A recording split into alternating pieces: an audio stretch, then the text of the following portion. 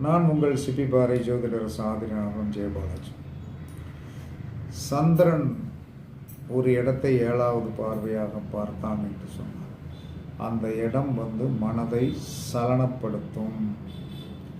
செவ்வாய் ஒரு இடத்தை பார்த்தால் அந்த இடத்துக்குண்டான கிரகம் மூர்க்கத்தனமோடு செயல்படும்.